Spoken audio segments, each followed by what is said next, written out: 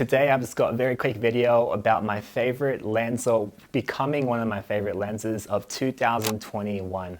I'm using this lens a lot, not only because it's sharp, has great rendering, it has an amazing focal length, it just shoots beautiful, beautiful images. That lens is the Sigma 40mm F1.4. This lens is just wow. I used it in a recent photo shoot where my fiance was graduating, and you can see videos using the Canon R6 in 4K, 10-bit, 50 frames a second, and some of it is slow mode, and also photos with the Sigma 40mm F1.4, also with the Canon R6, and the results is just wonderful. Like, it's the only lens that's pinpoint sharp at f1.4 and the 40mm spectrum, and also shows really great rendering. Like, you know that Zeiss look that people talk about, that Zeiss pop?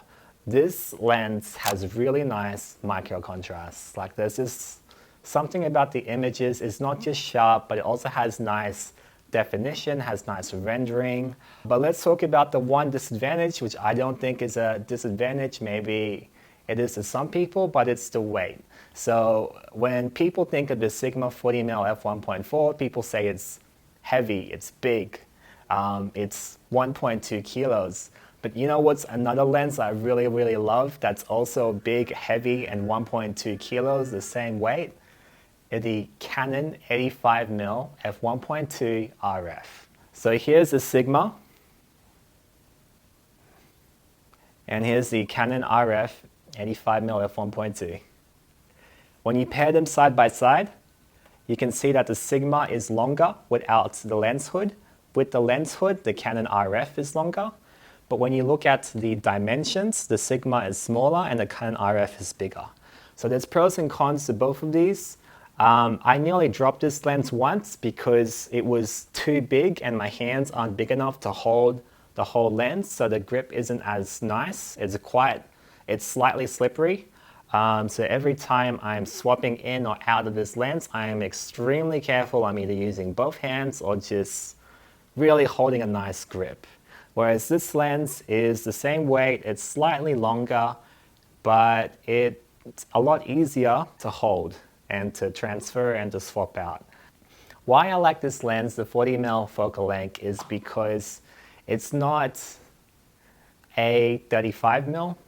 So in terms of the focal lengths I use the most, I like to use 50mm, 24mm, 85mm, 135mm, and either a 20mm for wide angle or a 16 for a wide angle. It just depends on the job.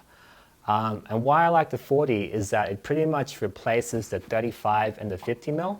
When I'm on a job, what stops me from using a 50mm is if I can use an 85.